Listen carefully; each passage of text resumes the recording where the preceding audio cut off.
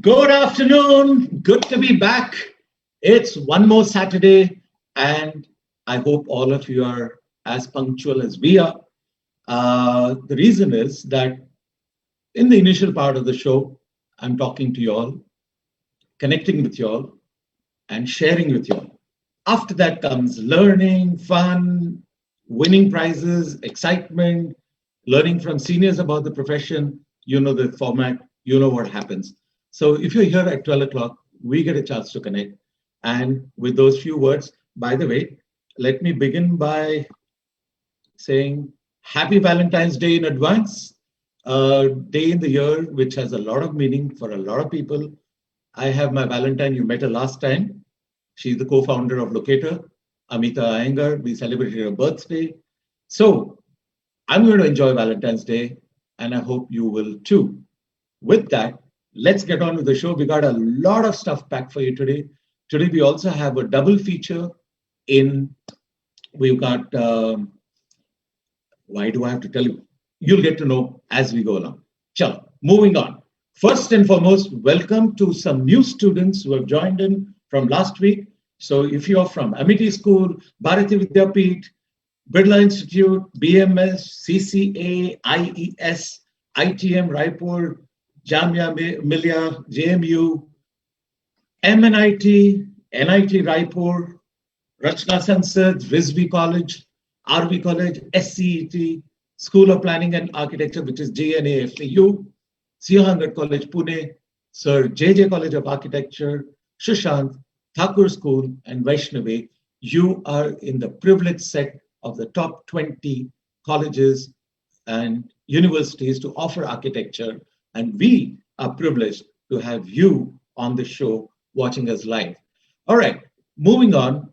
Let me tell all our newcomers and those who have probably not joined the show previously who we are.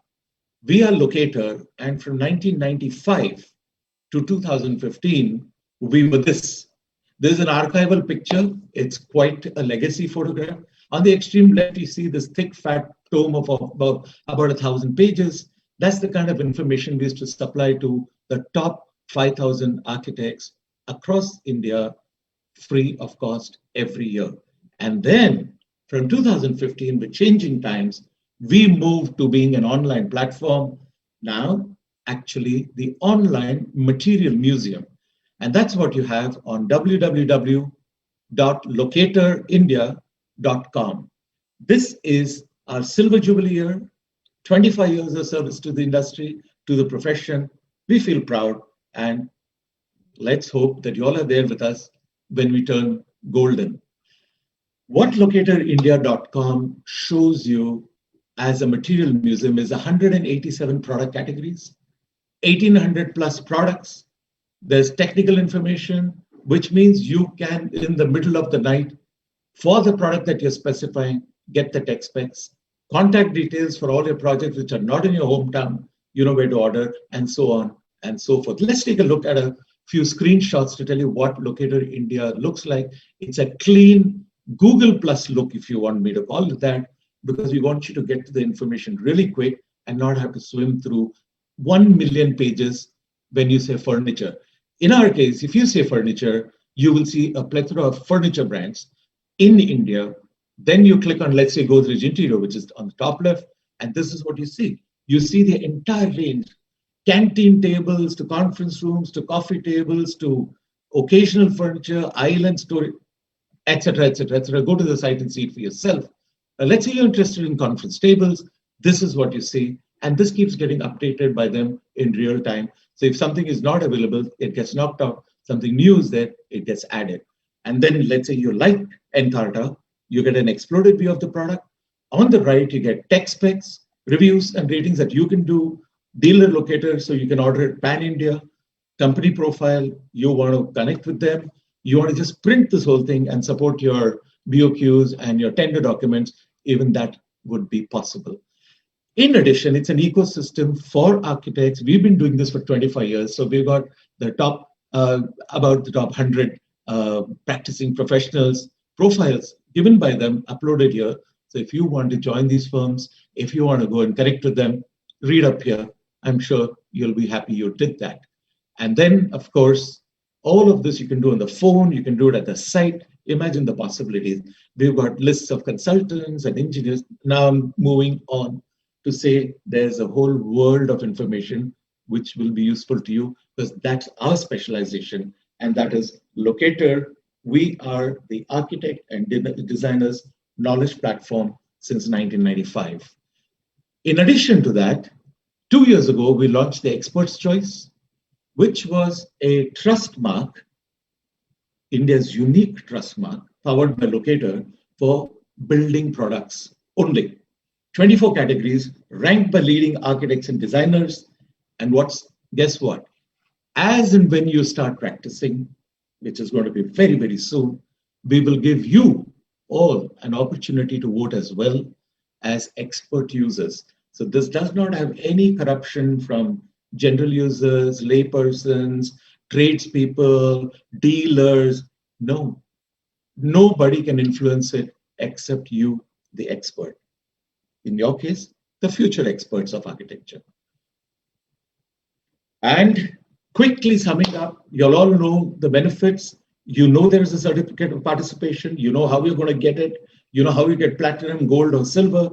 But I won't go into those details in this show. Suffice it to say, newcomers, go to the FB group or ask your class reps. By the way, all the 20 and plus class reps, which is these assistant class reps and everyone, are our ambassadors of the How To Festival.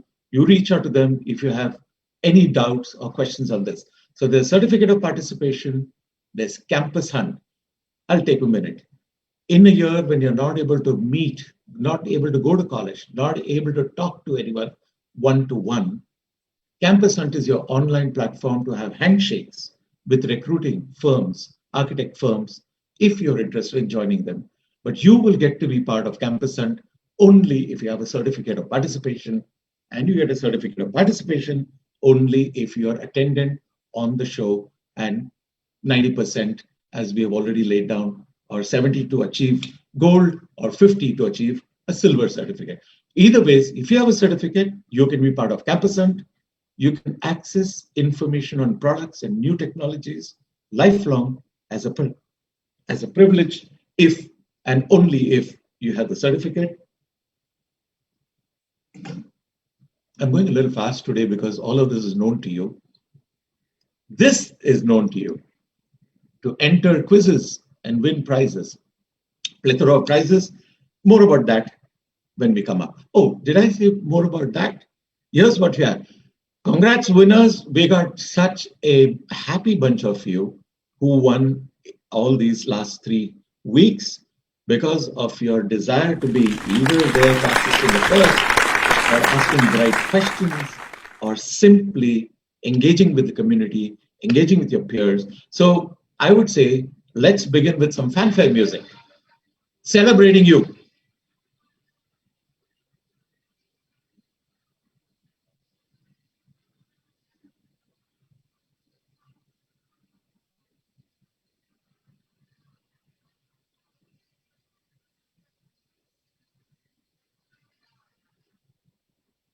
Bandmaster, move on.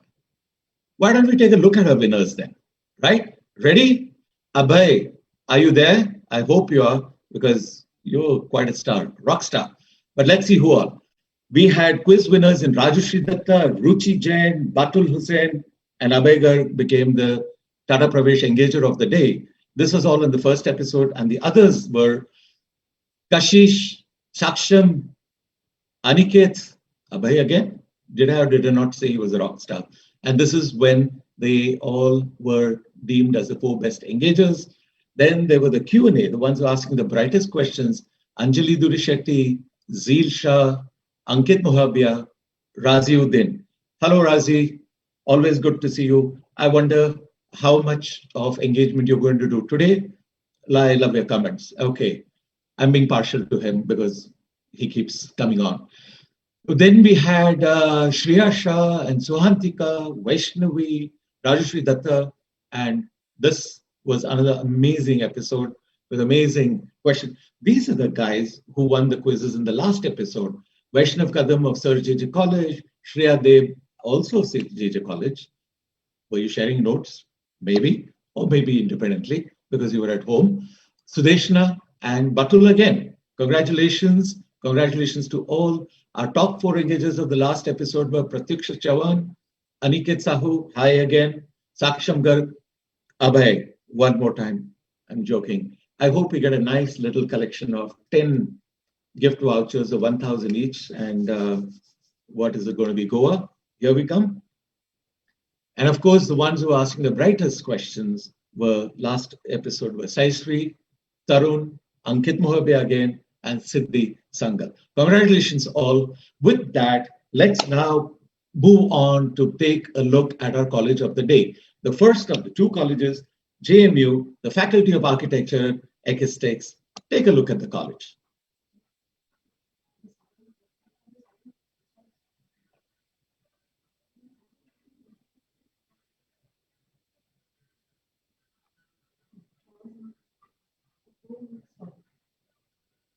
Sound of what? When you share the screen, did you click Only the video is not coming. sound? Pause for stop share. Ask them now whether the sound is coming. I believe there might have been a technical glitch. Can I just check once again?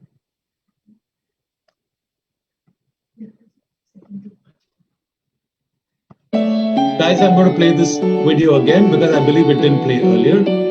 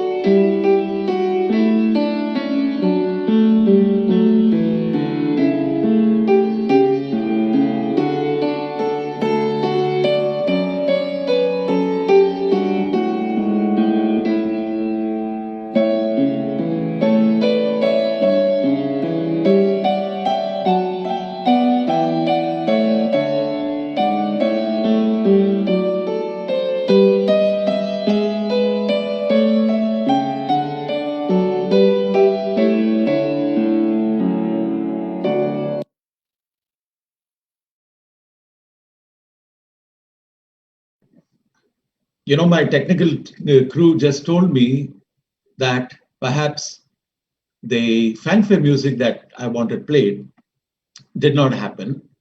So in which case, I think banta hai that we go back. Give me a second, because this is very important. I will come back to that. For the moment. All right. So that was the JMU College.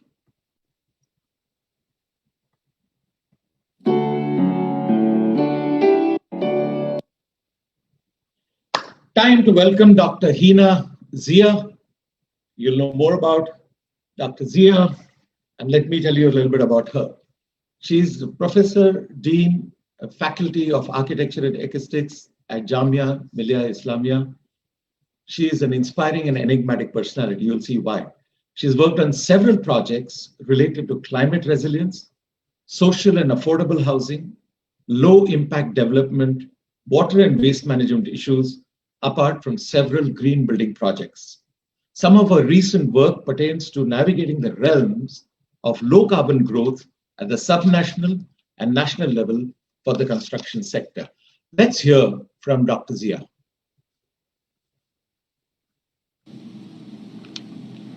Hello everyone, this is Professor Hina Zia from the Department of Architecture, Jamia Millia Islamia, New Delhi. I welcome on behalf of the team Locator to How to Festival 2.0 My students loved the offline version in its first offering, How to Festival 1.0, and completely enjoyed the interaction and engagement with the various products and technology providers, some of the best names in the market. And this time, because of the pandemic and its new avatar, the team Locator is doing a wonderful job of giving the opportunity to our architecture students who are about to enter the professional field direct engagement with some of the best names in the field, and thus bridging the gap between architectural education and the market needs. My best wishes to all the students, architecture students from various colleges in the participating in this program. A very happy learning, and congratulations to the entire team of Locator for doing this wonderful job for all our architecture students, of bringing them this extremely important learning platform. Thank you so much, and stay safe, stay healthy. Thank you. Thank you very much, Dr. Hina Zia. We're going to be sharing this commemorative salver with you, which is both commemorating our Silver Jubilee and our relationship that of Locator with JMU, which has been very fruitful, and we hope it continues for a long time to come. So thank you with that. Slam dunk, as I like to say. Let's now move on to learning a little bit more about JNA FAU, which is the Jawaharlal Nehru Architecture and Fine Arts University, which was established, by the way, in 2008. But less known fact, the erstwhile College of Fine Arts and Architecture is 7 decades old before it became JNA FAU. The traditional disciplines in these fields like architecture, painting, sculpture, applied art, and photography have been offered for several decades. The new departments in creative fields are response to development in technology and changes.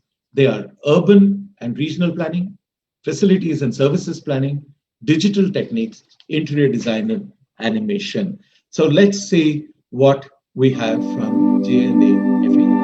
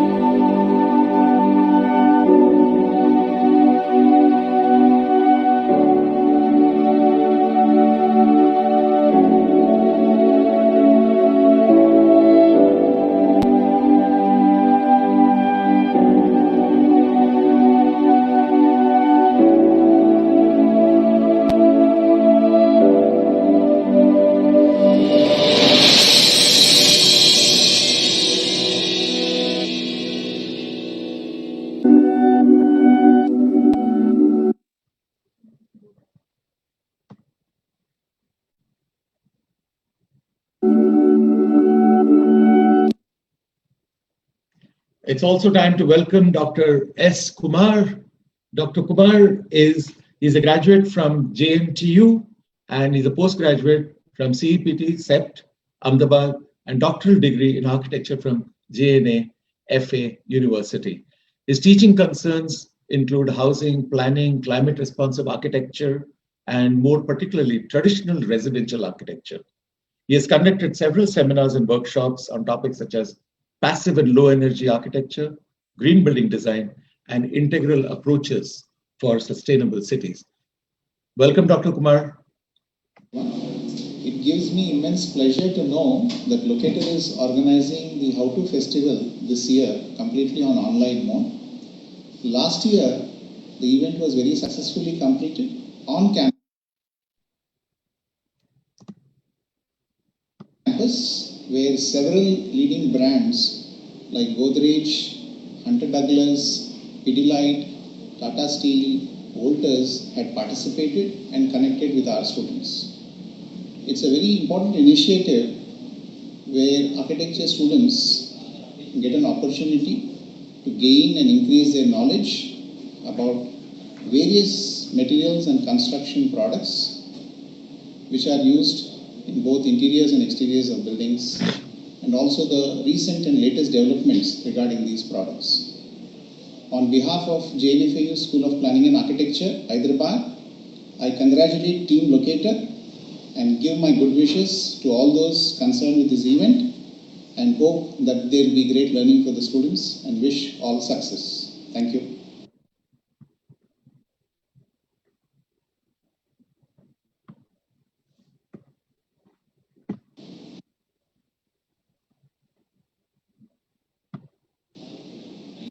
Thank you, Dr. Kumar. Once again, our commemorative salvo will be with you, and we hope to be with you in this year when we come to your college. These are all the lovely graduating students already throwing and doffing the hat. Thank you for being on the show. It's now time to welcome our brand partner of the day. Very proud to bring on board Fenesta. Fenesta, which is India's #1 windows and doors brand. I told you you're in for an exciting time, and the reason for that is many things. And one of them is this: are you ready to win? You saw at the beginning of the show what we saw in terms of winners, and they are all going to be receiving that from Amazon anytime soon. And you can get any of these. 1,000 rupees each Amazon GB goes to the 4 best engagers during this 1-hour event, 4 best questions asked of the brand champ, and 4 quiz winners with all correct entries, which you know is available on the Facebook group, as long as you are all correct and fastest finger first. There is a link which is pinned to comments. Click on that. Do not put your answer in the comments box. It is invalid because it has to go into the platform, into the software for the computer to judge you as fastest. So if you want to slide into the top 4, then you got to do it on the link only. Moving on, we are very proud to welcome Mr. YP Singh, Head Technology, Product Solutions and Manufacturing from Fenesta. Mr. Singh is a mechanical engineer by profession. He did his BE from IIT Roorkee and MTech from IIT Kanpur. He joined Fenesta in 2003, and he's helped pioneer the growth of Fenesta with his immense knowledge in window system. By the way, he developed the Villa window, the first UPVC window in the world when launched, to integrate the traditional Indian window design of grill and insect mesh together. And of course, he has many more innovations to his name and experience over the vast 25 years that he has been practicing as an engineer of repute. So I'm going to give the floor to him, and happily enjoy yourselves. Good afternoon, friends. It's a pleasure and honor to be here with you all, and an opportunity to share my experience and knowledge in the last 25 years. My name is YP Singh, and I'm here on behalf of How to Festival 2.0, brought to you by Locator, who has been operating since 1995. This is their Silver Jubilee year as well. So let's get going. I represent Fenesta. Fenesta is a part of DCM Shriram Group.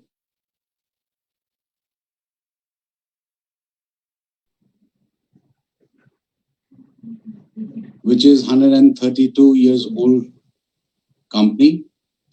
And Fenesta was formulated in 2002 with an intent to bring in new technologies in the country, especially in the fenestration.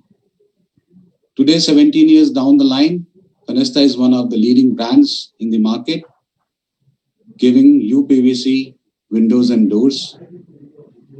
It has more than 2.5 million installations and present in more than 320 cities in India. Today we are going to talk about windows. And when we talk about windows, what comes in our mind? Probably the first one at our homes, in the aeroplane, in the trains, and for today's generation, the first thing which comes out is the Windows, Microsoft Windows. Our focus will be more on fenestration, which is the windows for our buildings. Just to connect with our windows, and if you have seen the windows in your homes, in your school, college, offices, what are the issues you normally face across them? You might see some old buildings with wooden windows, which have a problem of moisture, peel off. If there are steel and aluminum windows, you have a problem of rusting. You get problem of termites. Windows has a problem of burglary as well, if it is not strong enough. And today, people talk about windows from the perspective of architecture, blending it, putting it in unique preposition. And you will also see these windows vary from one region to the another region, from one country to the other country, depending upon the requirements of the environment. And why windows are used? The first and foremost thing is the natural light, of course. But after that, it also brings in fresh air. Some aesthetics aspects are looked into windows. And lately, in the last decade, the windows have started looking at other aspects like energy conservation, sound insulation, and low maintenance. Now, if we look at these requirements of windows, what new can be done in windows? Jumping on to our Indian context, I think this is a very familiar picture in our country where you see a lot of pollution. Is there in the news almost every day. And why it is important? There are these pollutants which are there, they harm our body. There's a level already defined, and we are much beyond that in most of the cities. These data are already available on the internet. You can refer to it. What is the importance in the windows will come on that a bit later. The second familiar area is the sound insulation, sound problems. You see the traffic, you see the noise. Typically in all cities, you will find this problem. And what does this do to your health? If you look at the norms which has been defined, anything beyond 70 decibel sound actually can impact you badly. And a silent zone or a quiet zone is up to 20 to 25 decibels. This is just for your reference. And these have an important criteria in the windows.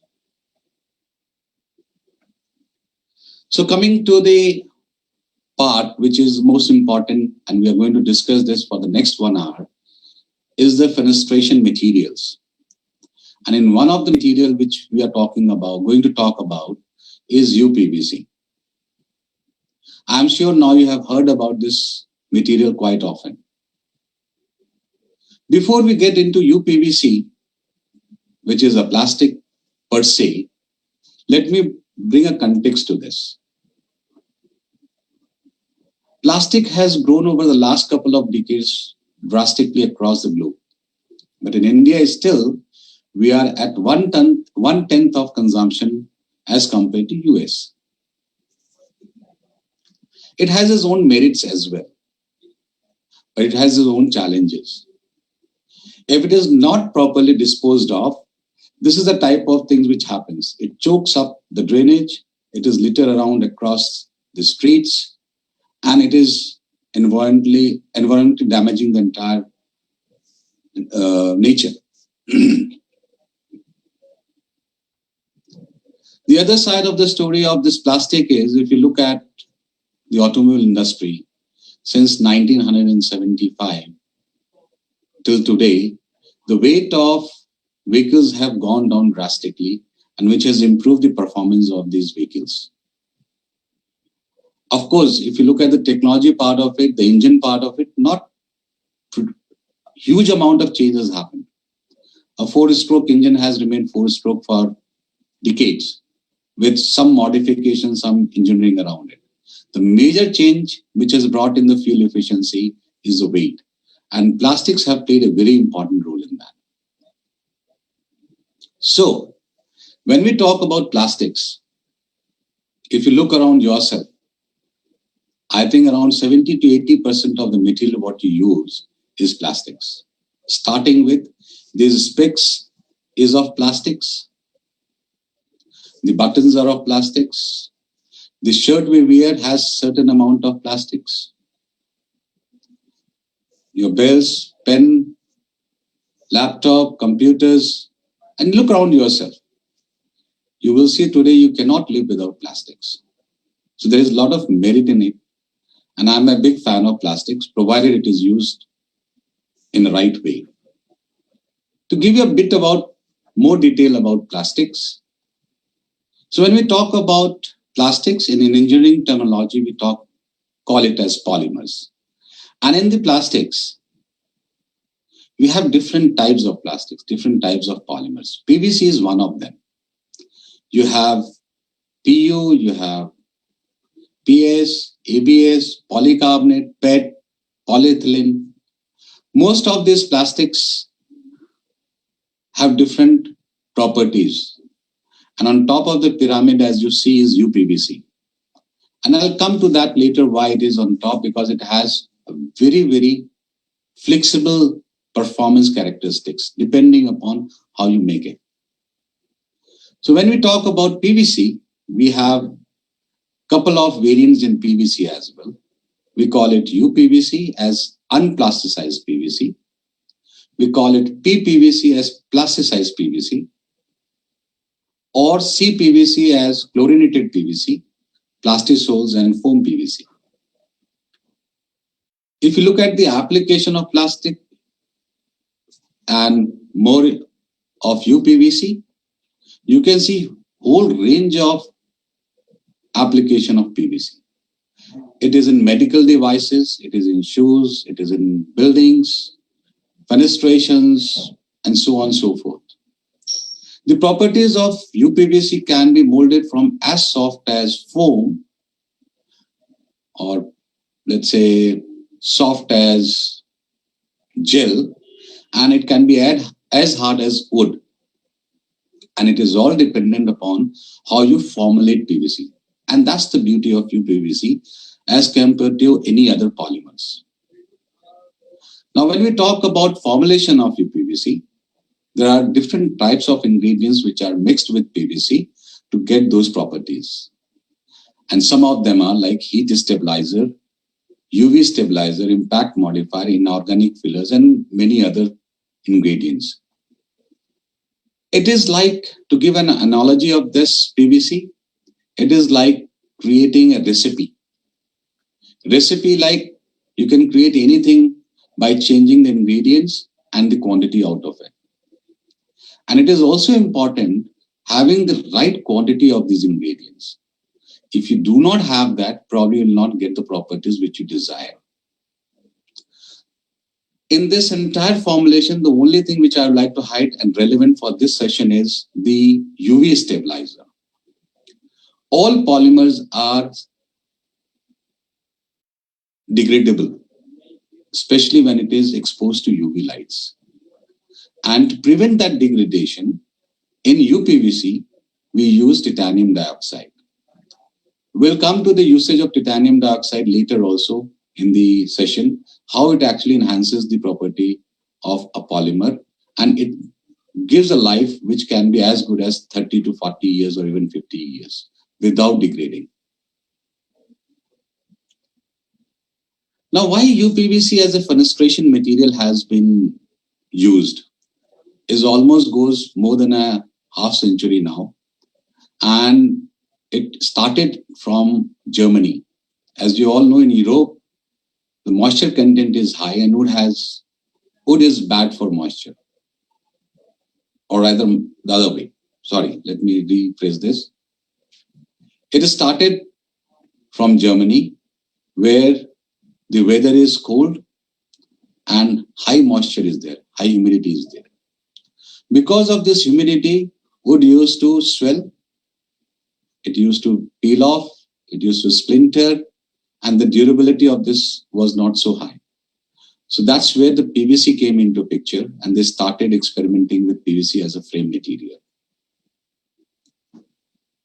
PVC as a frame material has many other advantages, like it does not burn on its own like any other plastics. If you talk about polyethylene, for example, if you put it near the light source, it catches fire and then propagates. PVC, on the contrary, if you try to fire it, it will fire for some time. The moment you take off the source, it extinguishes on its own. Therefore, this material has been in use across the world for last 50 years, and it has been growing in terms of its usage in the residential or commercial segment.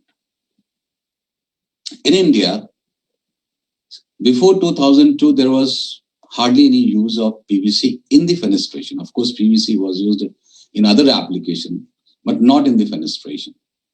In the last 15 years, almost like 15 to 20% of the market has got converted into UPVC. And if you look at the utilization of this material in other countries, Turkey being 90% utilized using UPVC. Most of this, what you see, is into the residential segment. In Turkey, it also gets into commercial segment hugely. So when you use UPVC as a fenestration material, what are the advantages you see in that? So the first one, we talk about being a multi-chamber, you get a better U value. What is U value? It is actually, to put it in simple words, is for thermal insulation. How do you get a thermal insulation? Let me explain you multi-chamber system. So if you see this section, which is of UPVC profile, you can see there are chambers inside, and this is called multi-chamber. You can have one chamber like this, or you can have multi-chamber on the other side. Now, it is like when you have more chambers, you tend to actually have lower U value and therefore better thermal insulation. You have double sealing, and this is the design criteria. All the frames and sashes are designed in such a way that you get two ceilings, one inside and one outside, with a gasket. Predominantly, you will find that the wooden systems do not have that sealing criteria right now. The corners are welded joints, unlike the wood, which has a finger joinery, or the aluminum, which is mechanical joinery, or a steel, which is welded. PVC or polymers can be thermally fused. It can be heated and then fused together. So there are no leakages through the corners. The design of windows are made with multi-point locking, which means when you close the door or window, it's not one-point locking. And across the height of the product, the locking happens. You can have different types of glazing, means different thicknesses of glass can be used. It can be single, it could be double, and it could be triple. Why multiple glasses? To have better insulation characteristics again. It is weather resistant as well. As I was talking about titanium, it does not fade. That means you don't need to paint this after every 2 or 3 years, like what happens in wood, or in steel where you do a anti-rust or painting. So it doesn't require any painting. It remains like that forever almost. And when we talk about the strength, PVC doesn't have that strength as good as aluminium, but it has a reinforced section, which is steel with a zinc coating. And these are inside the chambers. Therefore, the strength what you get in PVC window is of steel. PVC is just a coating. which has a better UV resistance. It does not rot, it does not fade away, and remains like that forever. So that's the advantage of UPVC sections. However, aluminium is another predominant material which is used in the country. And let me bring you some thoughts about the aluminium. Typically in aluminium, we will find two types of sections. One section is called thermal and the other is called non-thermal. Now let me also explain you by section what it means. So I'll bring two sections for you to show you what thermal and non-thermal means. When you see this section, what you see here is the aluminium connected from end to end. Normally this is called non-thermal break aluminium. Why non-thermal? Because aluminium is connected in between. So any heat on this side gets transferred easily by on the other side. As you know, the thermal conductivity of aluminium is very high. The second type of section we call as thermal break aluminium. And here what you see here, there's a center black piece, which is again a polyamide. And this polyamide is nothing but plastic again. So it breaks the heat flow from one side to the another side by way of this plastic in between. So this is called thermal break aluminium. Let's go back to the presentation. So that's the primary difference between the two materials, and it is mostly used for heat insulation characteristics. There is a typical difference between UPVC and aluminium also, and that's what we have tried to characterize here. One of the biggest difference which you come to see in the market is people say that aluminium can make larger sections as compared to UPVC. However, the strength of aluminium is 1/3 of steel. The difference lies in the corner joinery. In case of aluminium, the corners are joined by a mechanical system, either by a cleave or a crimping process. However, in UPVC, the steel is reinforced for strength, but the corner is welded, and that is only PVC. Because of this, the torsional strength of PVC is much lower as compared to that of aluminium. And therefore, you are able to make larger sizes of aluminium. When we talk about aluminium, we get to know that you can make various types of finishes of aluminium. Typically, there are three processes involved in finishing of aluminium. The first one is called powder coating. It goes through a process where different colors can be put on the surface of aluminium. In fact, infinite colors you can talk about. The second process is called anodizing, where it is chemically treated on the surface and deposition happens on the surface and makes it hard.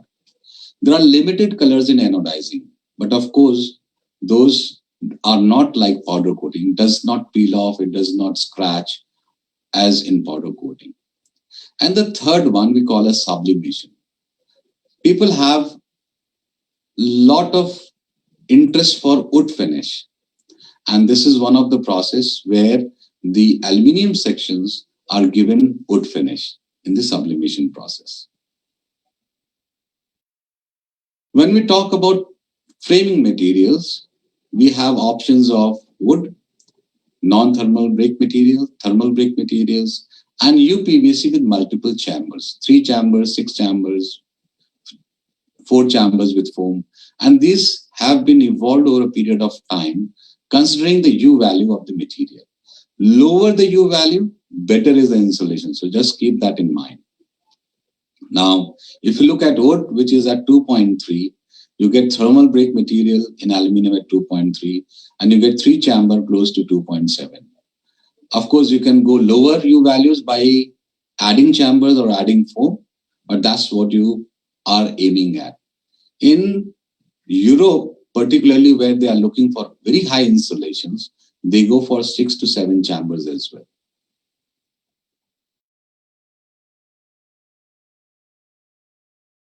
We take a short break here, and then we come back on the design considerations.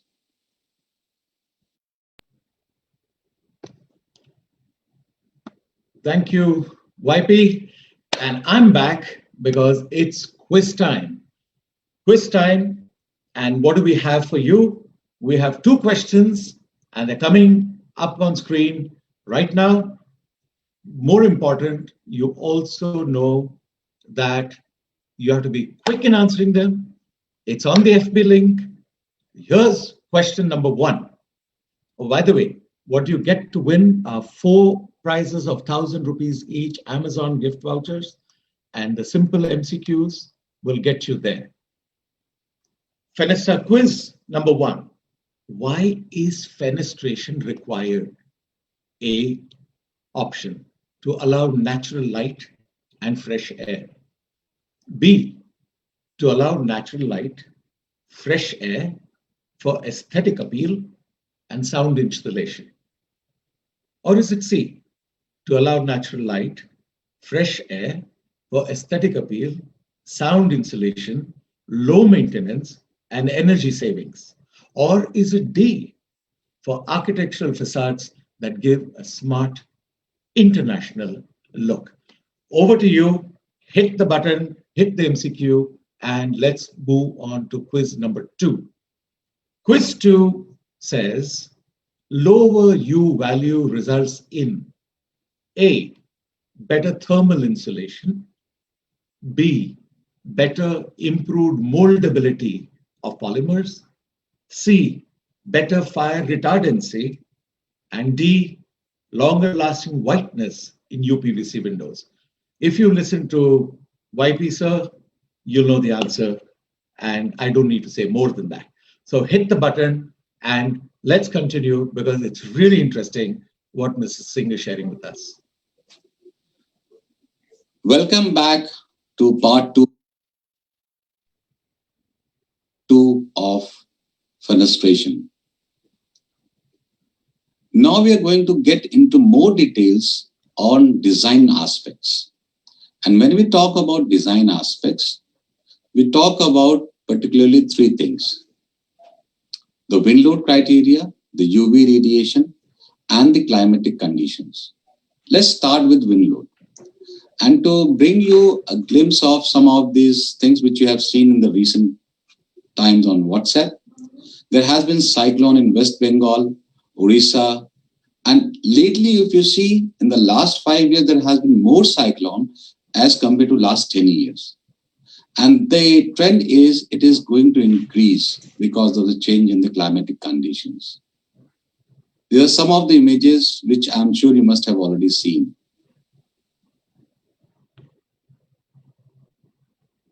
Now, as per Indian standard, which is formulated already, and now a revision of 2015 is there, wind load is predefined in the country is divided into 7 zones of wind speeds. And whenever you construct a building, it has to be vetted for these wind loads. These wind loads are then used for designing the windows as well in those territories. The last revision of 2015 actually has divided certain wind loads in certain zones, especially Delhi NCR has been there, and the eastern coastal belt has been increased because of probably they're expecting higher wind loads to happen. The right hand side, what I'm trying to demonstrate here is there is a calculation which is based on finding the strength of the material to suit those specific areas. So the windows are actually designed to meet those wind loads. If you look at this chart, what it demonstrates is that as you go higher on the floors, the wind speeds goes up. And different cities have different wind loads. For example, if you look at Bangalore, which has the lowest, and at 500 pascals, let's say for 3 floors, the same becomes 1100 pascals or 1200 pascals for 50 floors. Mumbai, on the contrary, starts with 800, 900 pascals at 3 floors and goes up to 2000 pascals. And if you look at Chennai, Delhi and Kolkata, they start at 1000 pascals and go up to 2700 or 3000. So depending upon the building position, the wind loads are calculated as per the standards. The windows are part of the fenestration and they need to be validated for those wind speed and sustenance. Just trying to demonstrate how at Fenesta we do it. So whenever a window is designed, you actually put the details of that building, type of building, and there is a calculation based on which you can actually figure out what is the wind strength required or wind pressure to be sustained. Every window which is designed on our software is pre-calculated whether it passes or it doesn't pass. If it doesn't pass, it is not allowed even to give good for our customers. So this is just an illustration of how we work on that. Okay, the second part we talk about UV radiation. So if you recollect in part 1 of our discussion, we're talking about titanium dioxide. And titanium actually, so let me go to the first the map of the UV radiation. If you look at this map, what you see different colors. If it is green or blue, you can say it is lower UV radiation. The more it goes into red or purple, it is higher UV radiation. And you can see India falls typically in almost a red zone. If you compare the UV radiation of Europe versus India, you will find that it is almost double the UV radiation in India as compared to that of Europe. Which means if you are formulating a product for Europe or for India, you have to have the right dosage of titanium dioxide to meet the UV radiation, to prevent the degradation of the material. And this is an interesting fact. I am sure most of you must be using the screen, and the screen has also titanium dioxide to prevent discoloration. One of the reasons of using this is it has a zinc oxide. If you look on the bottom of the slide, there's a zinc oxide and there's a titanium dioxide. These two components are used in the screen block for preventing one, discoloration, and second, it also prevents from cancer on the human skin. The same titanium dioxide is used in the PVC formulation to prevent the degradation of the material. This is just an illustration of how a window can become, so a white window can turn into yellowish. And over a period of time, you will find this starts degrading or cracking. The third criteria is the climatic condition. Again, in the standards, it is predefined on 3 parameters: U value, HSGC, SHGC, and VLT. These 3 parameters are defined in the Indian context, and you can see there are 5 zones in which India is divided. Basis this, will have different values of these 3 parameters. The next part of the design is selecting the right glazing, which is the glass. There are 3 parameters for selecting the glass. Either you select it for sound insulation, or you select it for energy insulation, or you select it for light transmission, or you may select it for all 3 as a combined process. This chart basically demonstrates different types of glass and how it works in terms of sound insulation. So for example, here, double glaze laminated has the best sound insulation as compared to toughened, or single glaze or triple glaze. However, when you move to energy insulation, you can see the low E glass in triple glaze gives you the best characteristics or best performance. And when you look at the light transmission, you get that in the clear system. So when you're selecting a glass, you have to keep in mind what is the objective of that window, and basis that you can select the configuration of the glass.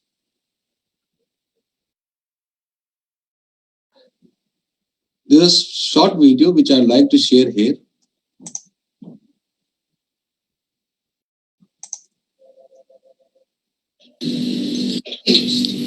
Sharma ji, हाँ, कश्मीर घूमने चलोगे? कश्मीर जरूर, पर सिर्फ 2 दिन के लिए। भाई शर्मा जी, इस बार कॉन्फ्रेंस न्यूयॉर्क में रखे हैं? जी सर, बस सिर्फ 2 दिन के लिए। शर्मा जी, जी अरोड़ा साहब की बेटी की शादी है बैंकॉक। हाँ, हम सबको चलना है। क्यों नहीं, बस सिर्फ 2 दिन के लिए।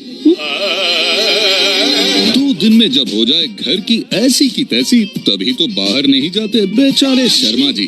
कोई इन्हें समझाए, घर में फिनेस्टा लगवाएं। Rain water, seepage, dust, pollution और नॉइज से हमेशा के लिए छुटकारा पाएं, क्योंकि फिनेस्टा कीप्स द आउटसाइड फॉरएवर। यार, इस बार कहीं लंबी छुट्टी के लिए चले? अभी Fenesta, India's #1 windows and doors brand.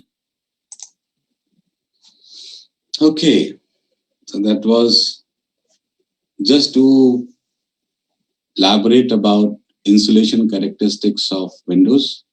Because of the double sealing, you get sound insulation, you get dust insulation, and you of course have water seepage issues also resolved.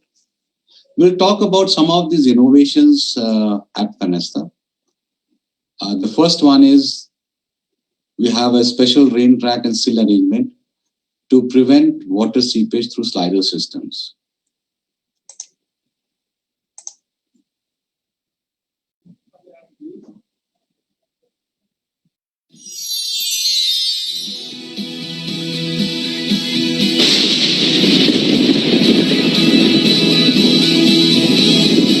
Fenesta windows come with both watertight sealing and special monsoon-proof innovation.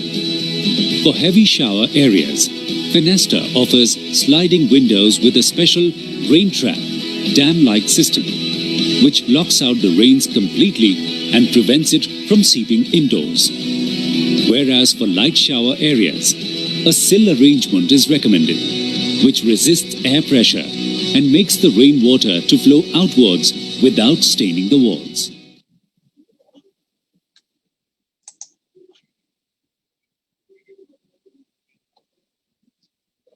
We talk about one of the innovative product in India, and this is not innovative, I would say that way. This window has been used in India for ages, and we have tried to design that in UPVC. It's a typical windows where you have a sash which opens out, you have a grill in between, and there is a buck sash or mesh which opens in.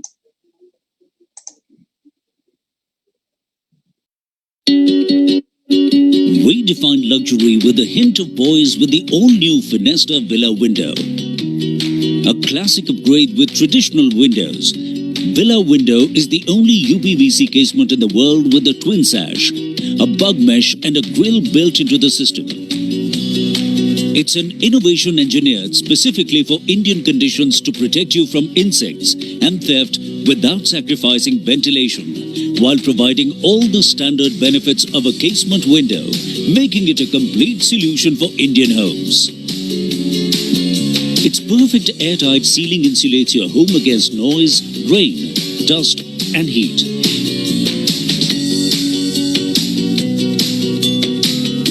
Heat insulation can be further enhanced by double glazing and triple glazing. Fenesta multi-chambered profile also contributes to reducing energy consumption by up to 30%. Fenesta also offers easy clean hinge systems to easily clean the window sash from both sides. Make your home safer with Fenesta's grill blocks, which are secured with premium quality screws. The friction stay hinges offer protection against strong winds. Additionally, Fenesta windows come with special additives that make the windows UV resistant, sturdy, maintenance-free, and long-lasting, avoiding the hassle of repolishing and painting, and a 10-year warranty on the profile. Available in over 30 designs, the Villa window offers a unique variety to choose from. Aesthetically enhancing the window quality, Fenesta trims add a flourish to an existing window. Available in options, bullnose, quad and pencil. You can choose an option which is the best fit for your window.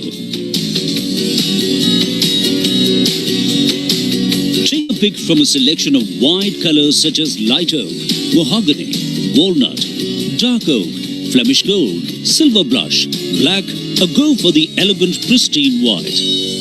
Bring home a wave of fresh air with Fenesta's charismatic and classic villa window. Fenesta. Better.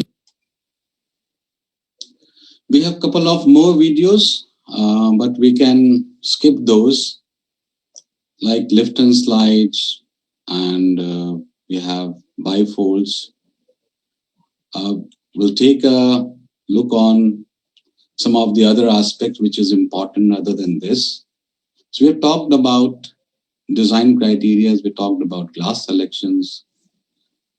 Now we're going to talk about two more important things. These things when you design is also important. Sorry, we'll just skip those slides.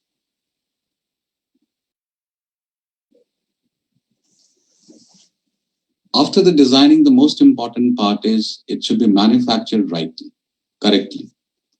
Manufacturing is in a closed environment, and I'd like to share you a video on this, how the manufacturing of window happens, from carpentry to a manufacturing setup.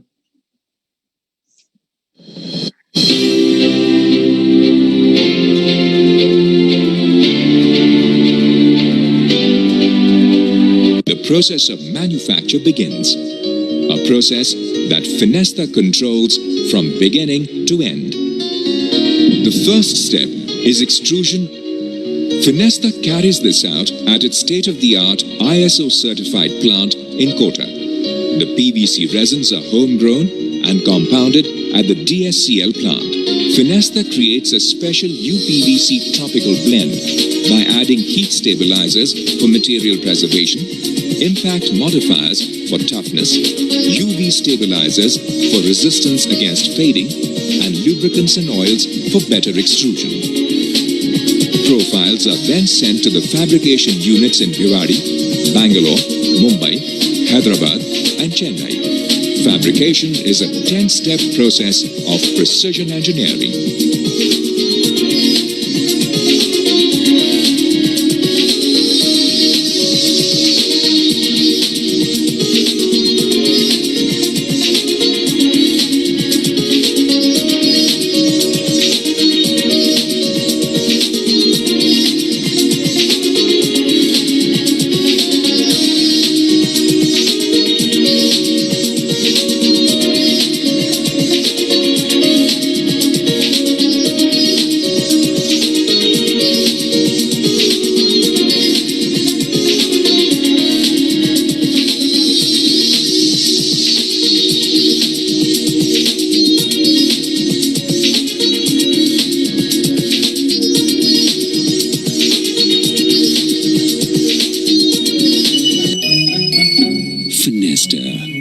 Better. And the last step is the installation. So as we have designed the product and we have manufactured it, this is the most critical aspect because this is done at field with less of supervision, but with trained set of skills. If the installation is not correct, irrespective of how good the design is or how good you have manufactured, the windows will not perform. And therefore, due care in the installation process has to be taken. Fenesta has been doing its installations from day one. And the main reason is that the installation actually delivers the performance of the product. Let's have a look at this.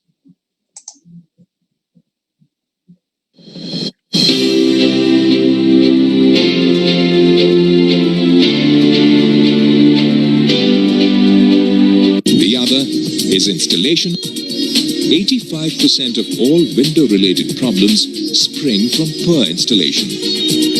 At Fenesta, dedicated teams of trained professionals coordinate a complete installation process.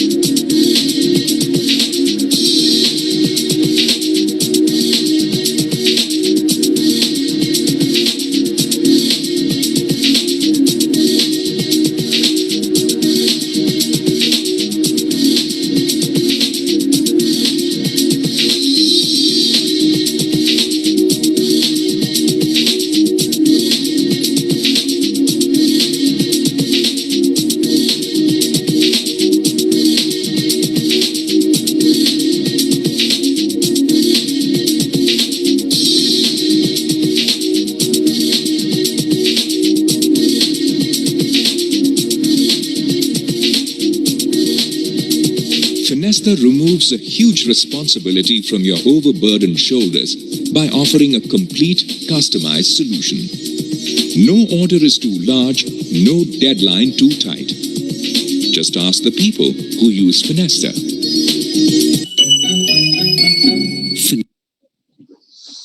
And with this, we close our discussion on fenestration. So just to recap, we talked about different fenestration materials like PVC, aluminium, wood, steel, composites. We talked about design parameters. We talked about formulation. We talked about manufacturing and the importance of installation in the fenestration.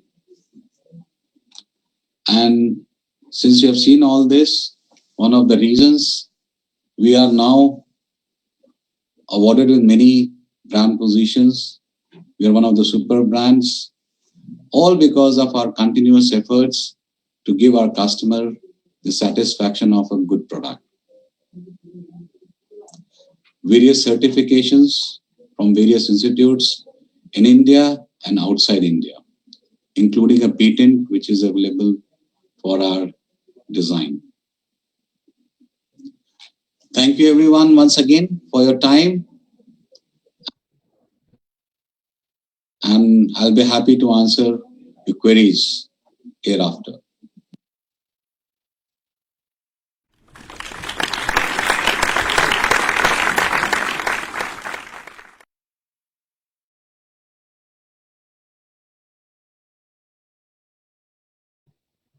Thank you very much, YP. It was really in-depth. You were so lucid. I don't think we would have any problem understanding the advantages of UPVC windows and fenestration. But I have to tell you that after we do the quiz, I'm going to bring you on because we got some really interesting questions. And before we go to the question and answer session, let's look at the balance 2 questions because it's quiz time again. And the quiz time question number 3 is, wind load is predefined for relationship with type of building structure. B, selection of materials for windows in general. C, to predict incidents of cyclones in various regions of the country. Or D, the 7 levels or zones to aid skyscraper design. Which is the right answer? Hit the button now. And we move on to question number 4. In UPVC, titanium dioxide is used as an additive to A, make it more rigid, B, for UV stabilization to prevent degradation of polymers, C, for improved moldability, and D, for adding brightness and whiteness. Right. All those lucky blokes who get all correct and a fastest finger first will win those vouchers, 1,000 each.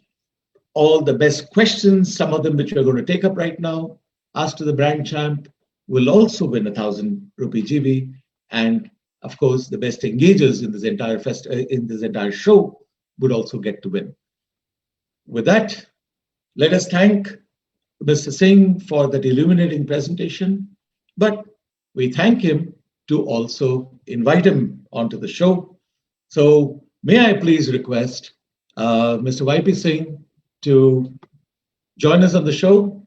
YP, if you can switch your video on, audio on, unmute yourself. Oh, wow, there you are. And yes, I'm waiting.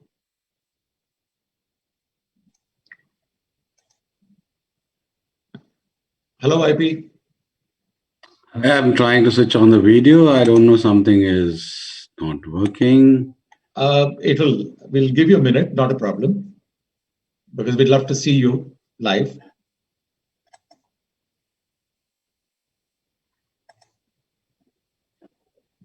By the way, students, in a lighter vein, did you find, this is not a quiz question, it is not question number 5, so don't reach out for the FB link. did you find any similarities between Mr. YP Singh and Mr. Ramesh Iyengar? That's a question you can answer. YP, I want them to see the similarities. I hope we get your video up. You can hear me, right, YP, in the meantime? Yeah, I can hear you very well. So shall we get on with the questions, and as and when you manage to come on video, we'll have you. Is that good for you? Just a second. I think that there's some problem with the system. It's hanging Yes, up. sir. No problem. We'll wait. Give me a sec.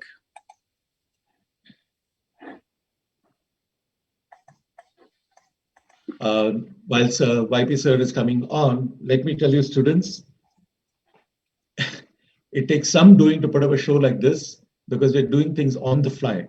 You ask the questions, they get curated at the back end, and we want to ask all the questions on the show. But obviously, that isn't possible.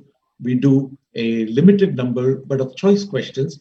But every other question, like in episode 1, we had about 35 questions. Then we had about 40 in the second and much more in third. And I'm already saying quite a bit on UPVC windows. So each of those questions are going to be answered and they'll be put on the archive, which, as you know, you'll have the privilege of accessing lifelong, all into your working life as well. So whilst we do that, YP, any luck? It doesn't seem. So let's do one thing. Let's take it on audio because you're very clear. That's for sure.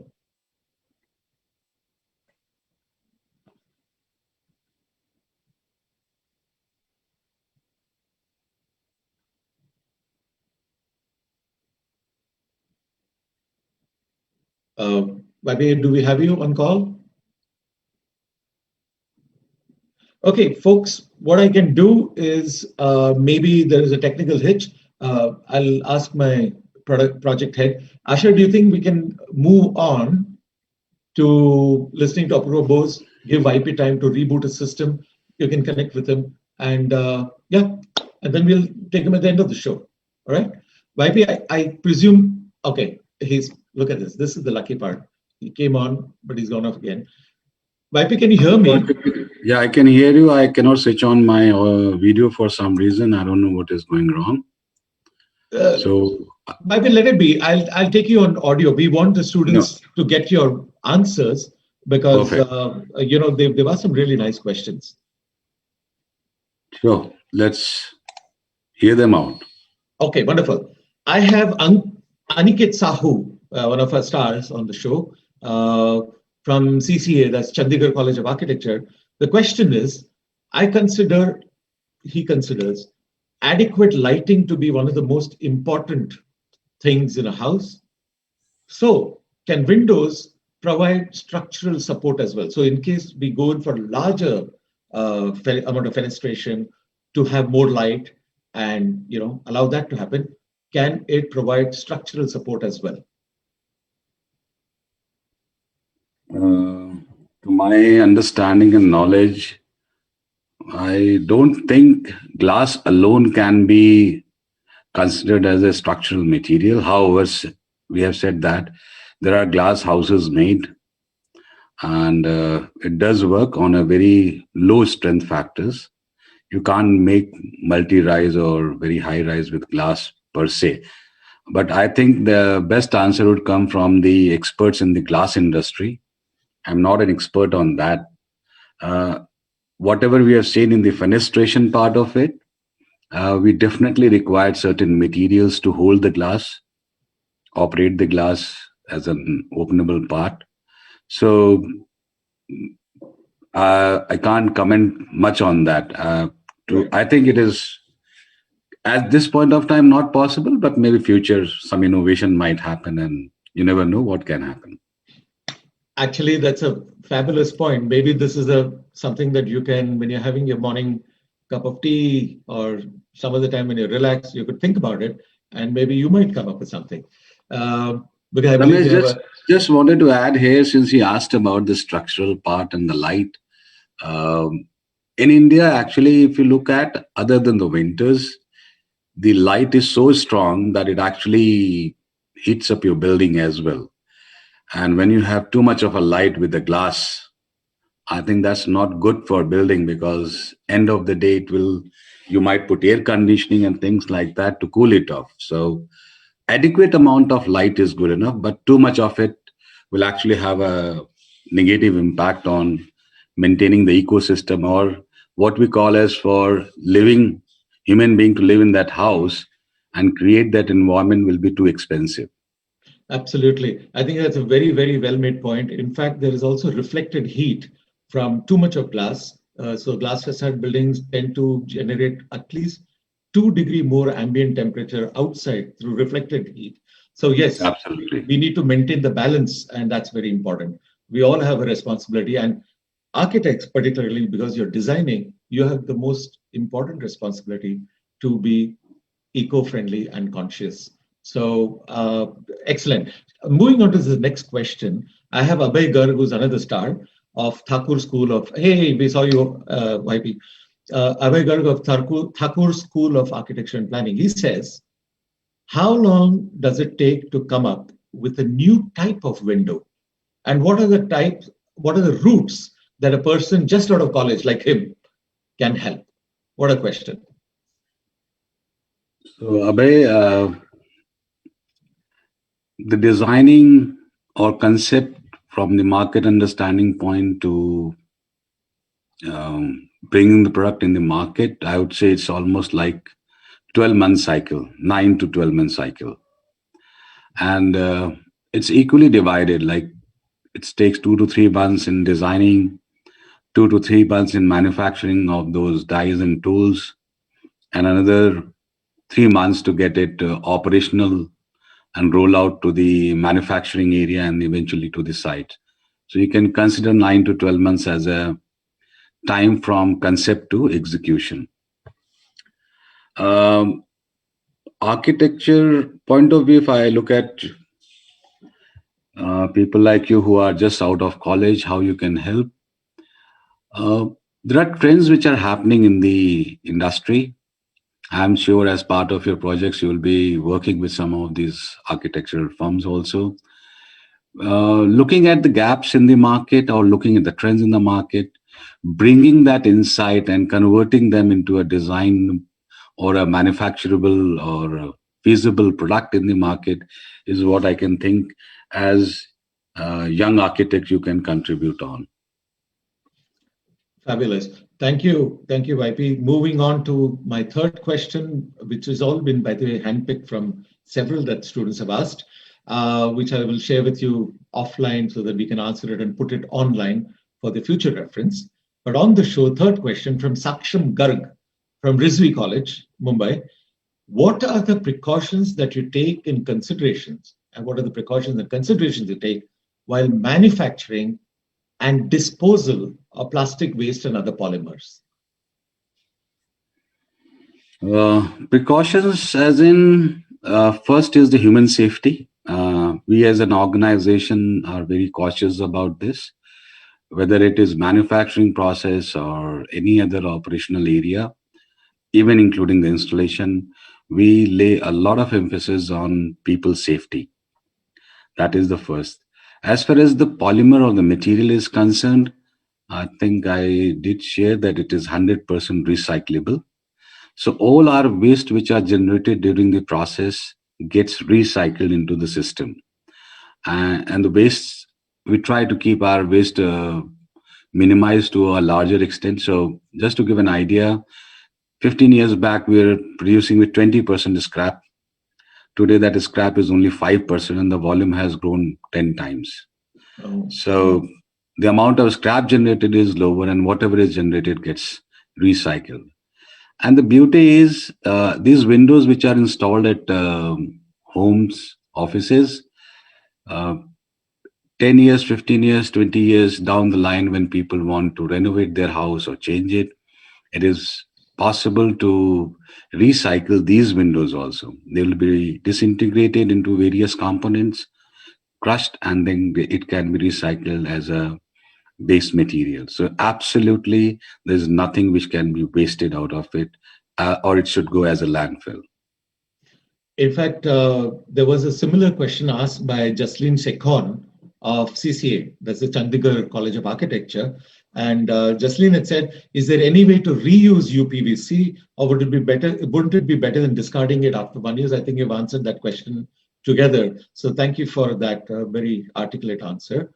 Zeel Shah of Rachna Sansad Academy says, are UPVC windows fire resistant? I think you answered this, but maybe you could just elaborate for Zeel's benefit. Are UPVC windows fire resistant? So for building and construction industries, fire is one of the biggest hazard for which a lot of safety precautions and guidelines are released. And when I was talking about the genesis of UPVC, which is somewhere around 1960s, this material being very inert to the environment in terms of corrosion and termite resistance, fade resistance, and all those stuff. The other beautiful part is that when you bring a fire, in fact, I have not demonstrated here, but normally when I visit colleges, I actually used to demonstrate with the fire. If you take a polythene bag and try to put a fire near it, it catches fire and then propagates. So a lot of polymers have a tendency to catch fire and then propagate also, which means the fire will blow up. In PVC, it is different. The moment you remove the fire source from the PVC, it will extinguish itself because of the chlorine content in the polymer and HCl release, which is heavy. It cuts off the oxygen near the PVC. So PVC as such is a very good material for the building because it does not promote any fire. It is, I'll not say it is fire resistance per se, because when you bring the fire close to it, it does tend to burn. But the moment you remove the fire source, it does not burn on its own. So that's the difference in this. I get that. I think that is absolutely well said. We have Sridharan Narsimachari from JJ College of Architecture saying, what kind of wall systems would this kind of fenestration be most compatible with? If I'm correct, what Mr. Sridharan is wanting to ask is, now there are different types of wall structure which is created, like the brick wall is the original ones or the oldest one. And now there are pre-casted slabs we are talking about. So primarily this can fit into any type of wall. The only difference we have to look at is how does this window get fixed to the wall.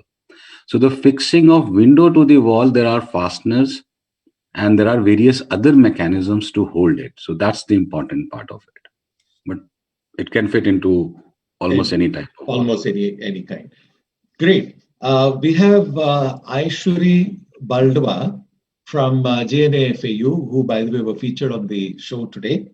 Can we actually have different shapes of windows in UPVC material rather than the usual rectangular ones? Since we never get to see unique shapes in aluminum, there is a limitation. So over to you. So Ayushri, yes, in PVC you can make, other than the rectangular and the squares, you can make arches, you can make tapered windows, you can make trapezoidal windows. As I said, the corners are cut in those angles and are welded together. So of course, there could be some limitations on the machines for a very acute angle manufacturing. Like in wood, you can just make a finger joint and make any angle without any difficulty. But yes, in PVC, you have some limitation on the acute angle manufacturing. But otherwise, you can make any type of windows in UPVC. Right. I think this was a similar question asked by Sagar Sherkhane from JJ College of Architecture. He had asked, and you've amply answered it. I'll just ask the question for Sagar's benefit. Sagar, you had said, does Fenesta provide custom-made UPVC windows of odd shapes for circular parametric designs? I think YP sir has just adequately answered that. Let's move now to the last question. Ramesh, just one sec, for the interest of everybody, and Sagar as well. UPVC windows are in fact any windows which are manufactured should be manufactured basis the specific aperture size. It is not a standard product. You need to have some clearances between the aperture and the window for the expansion contraction part of it. And therefore, we at Fenesta tend to actually have each and every aperture measured, and basis that only the windows are manufactured. It's not a batch manufacturing or a mass manufacturing like some people do it. And that's one reason it's actually a manufacturing, but a tedious one, to correlate a specific window going into the specific aperture, even if it means 5 millimeters plus or minus. So literally what you're saying, YP, is that let's say in a building with, let's say, 50 apertures, each one is customized in that sense. Absolutely. And you have obviously successfully done millions of windows. So you have the systems and processes in place where you can ensure that which results finally in the best fit. Absolutely. It goes and sits in exactly on the same aperture. Awesome. Awesome. I think these are the things which are such big value adds to the students ask a question and then you answer it in different ways. And I think the learning gets multiplied. So I'm going to come to interesting last question, YP. Quite nice. Sridharan Narsimachari again from JJ College of Architecture. Is there a way that the glazing used for windows here in India can be designed to double up as solar cells?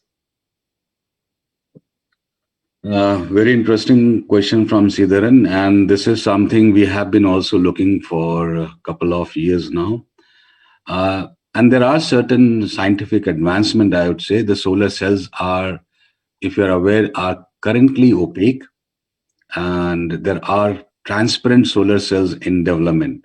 I think the moment there is a transparent solar cells, then it can be used in the windows as a power generation, and at the same time it gives you the visuals as well, or the light transmission. As of now, I have not seen a commercial product wherein a clear glass with the solar is available and can be used. The only point which you need to also keep in mind that sometimes these windows are not directly exposed to the sunlight because of the orientation, and maybe the efficiency of your solar cell may not be that much. When you're shaded area, it may be different directions. So that could be a challenge, but yes, possibility is there. People are looking and working on this. Yeah, definitely. And as a roofing glass where you can get an atrium effect, so certainly that's going to be possible.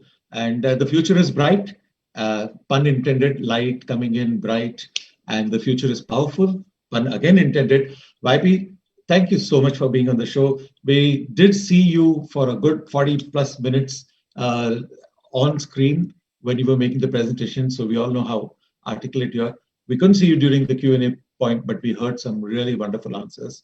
And I hope to be sharing the remaining questions with you so that we can have it answered and put up online on the archive. Thank you very much for being with us. Sincerely appreciate your joining. Thank you, Ramesh, for this opportunity. And I'm also honored to be connected with all the architects, the young architects of our country. And hopefully I have been able to put some light into the fenestration. I'm really sorry about today. I could not switch on my video for some reason.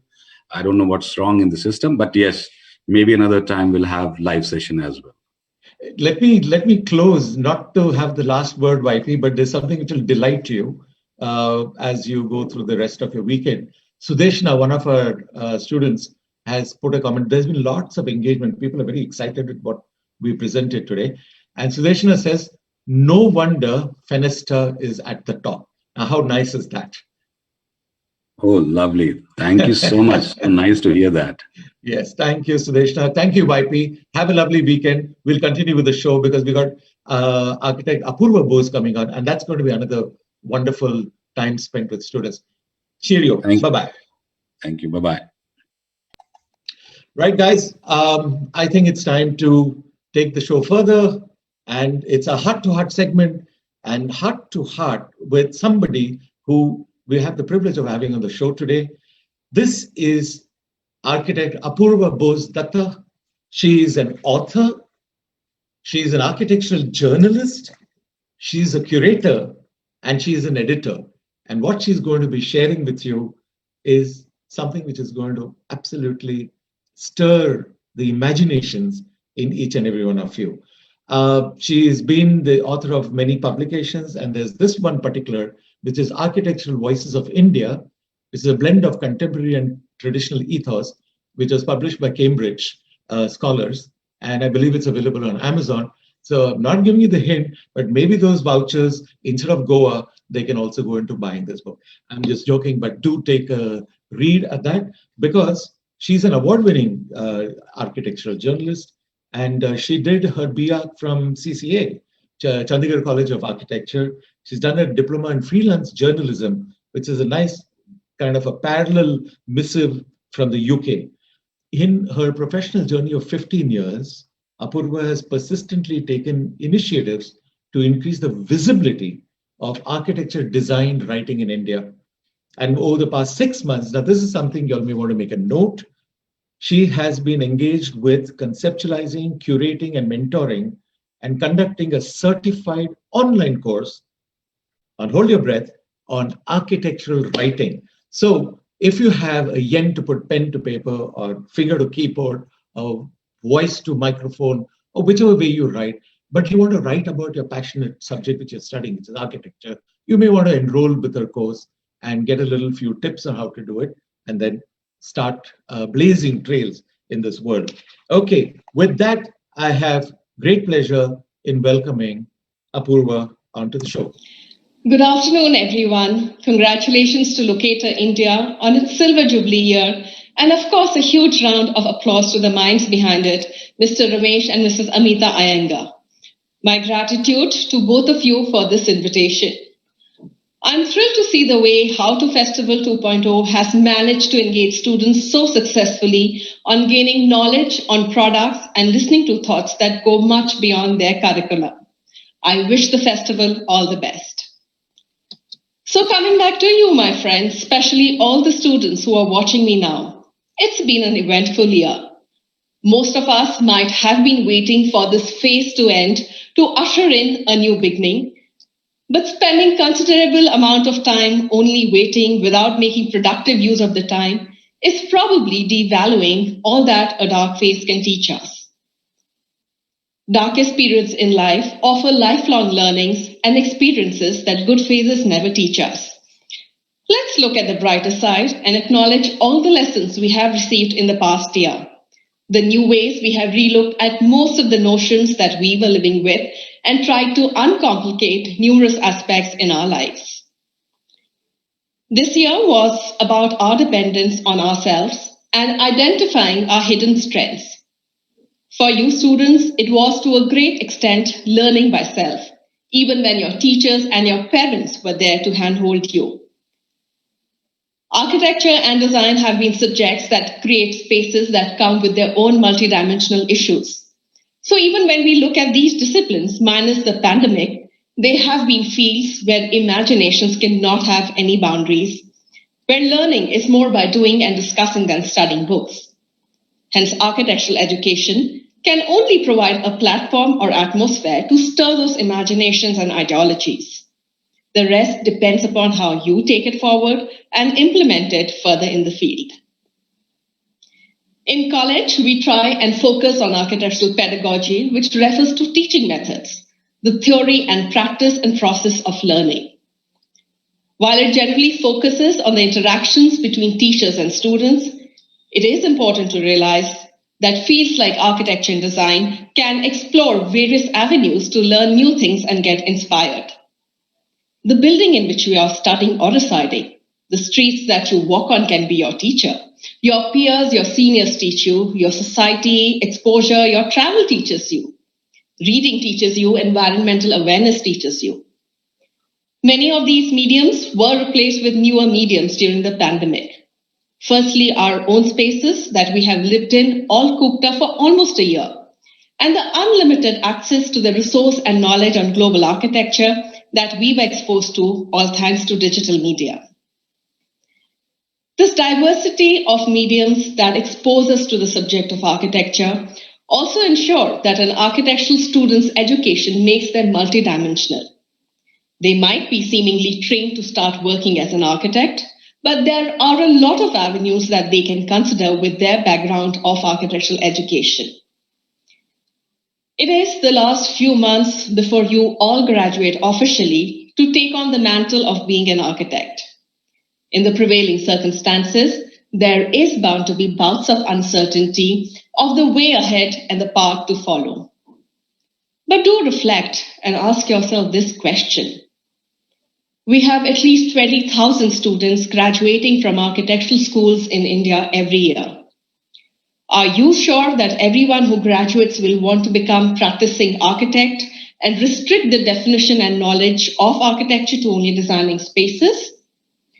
Or would some like to be more exploratory and discover their passion and carve out their own distinctive careers through what architecture can offer?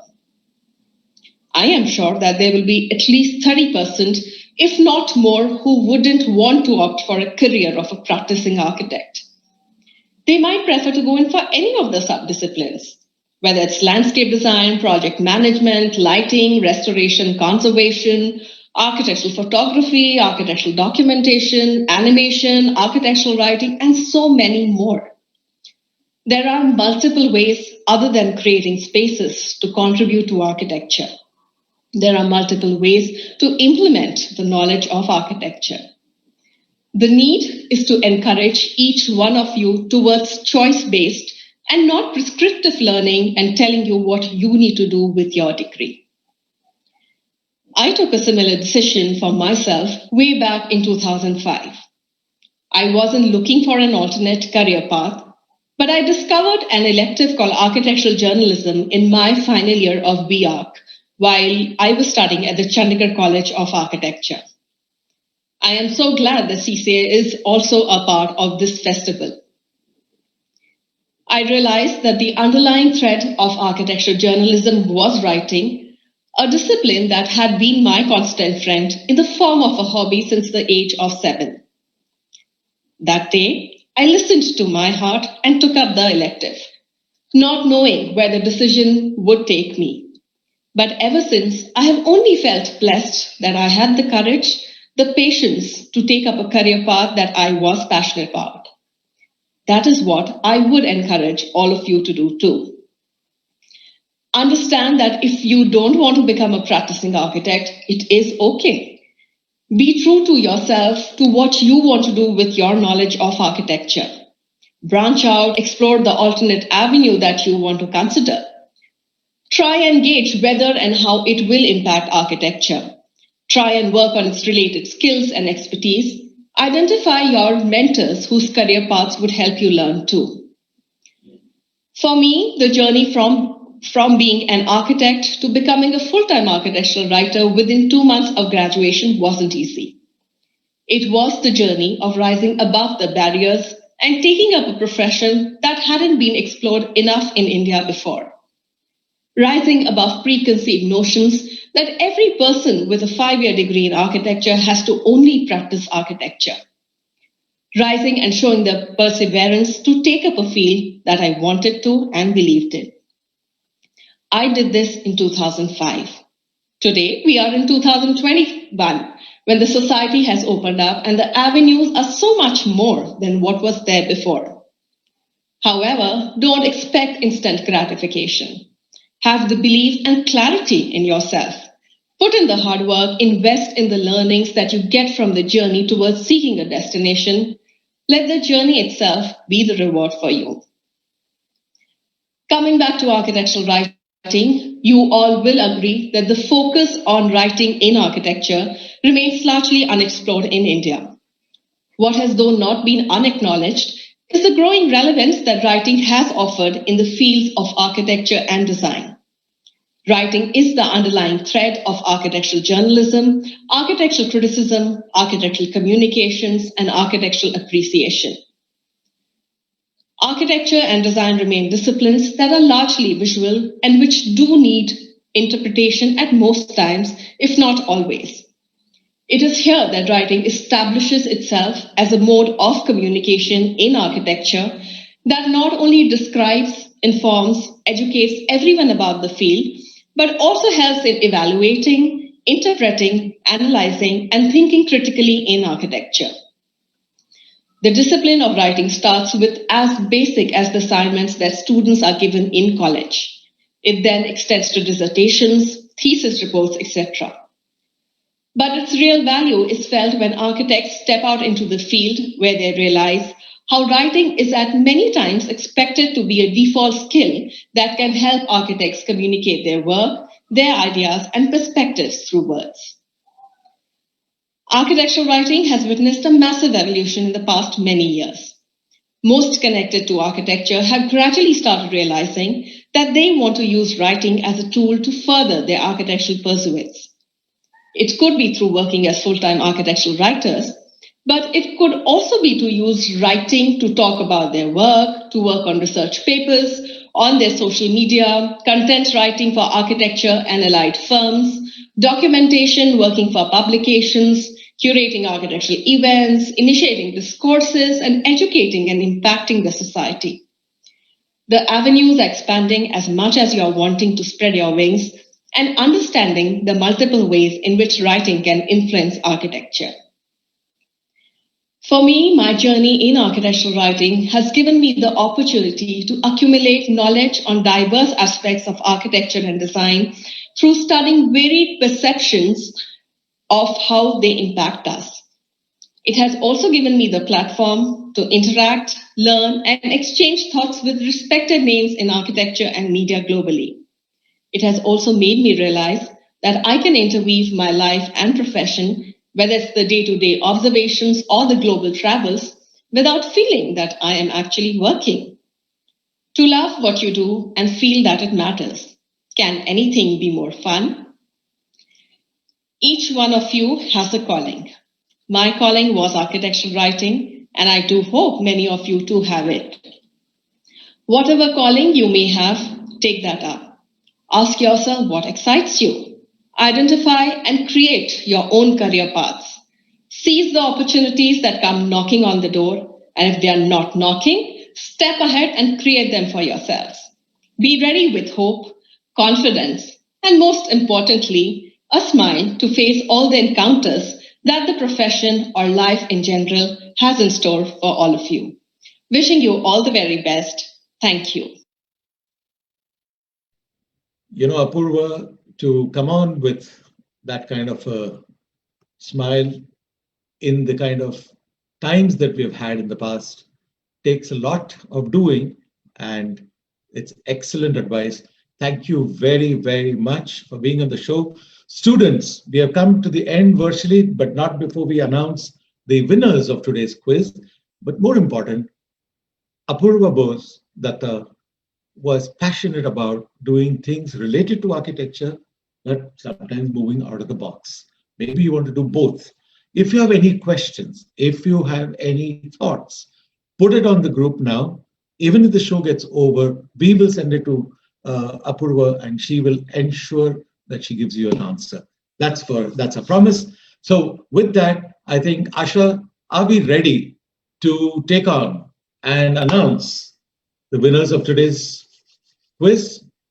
Okay, it's coming up on screen. Asha is attempting to share.